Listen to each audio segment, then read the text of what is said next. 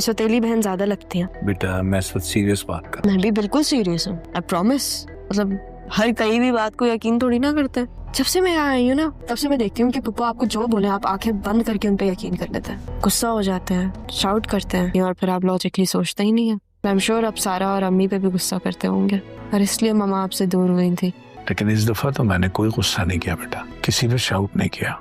और तुम्हें पता है इसकी वजह और कोई नहीं है, बस तुम हो।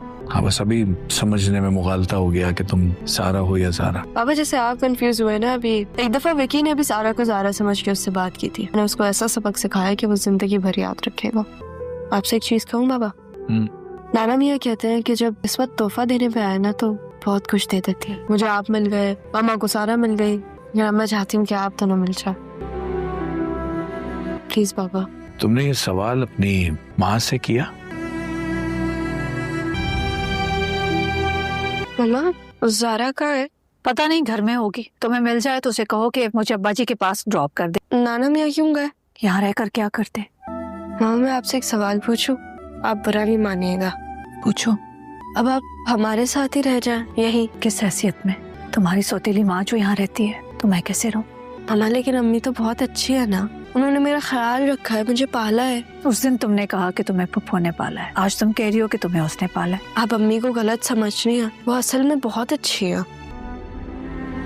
सारा, मैं इस वक्त किसी को नहीं समझना चाह रही। ये बात तुम क्यों नहीं समझ रही? लेकिन अगर आप चली गई और नहीं रुकी तो मेरी शादी रुक जाएगी।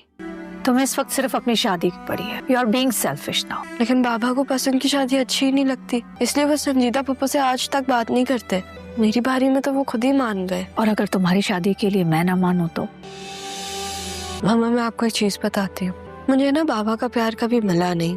मैं जब अपनी दोस्तों को देखती थी ना कि उनके बाबा उनके लिए क्या क्या करते हैं, तो मैं सोचती थी मेरे बाबा क्यों नहीं करते। फिर मुझे आप पे गुस्सा आता था, मुझे लगता था कि आपकी किए की सजा मुझे मिली है। पूरी जिंदगी मैंने ऐसे गुजारी, ज़ारा यहाँ आई, उसने सब कुछ ठीक कर दिया, पापा का दिल जीत लिया, मुझे आप मिल गई। जब पूरी जिंदगी ऐसे गुजारी तो अब तो थोड़ा सेल्फिश हो सकती हूँ ना मैं। पहली दफा मुझे सब कुछ चाहिए मम्मा, मुझे आप चाहिए, बाबा चाहिए, ज़ारा चाहिए, और आदिल भी। आप अपनी बेटी के लिए इतना भी नहीं करेगी? क्या आपका दिल बाबा के लिए पहले से नहीं धड़क सकता जैसे पहले धड़कता था?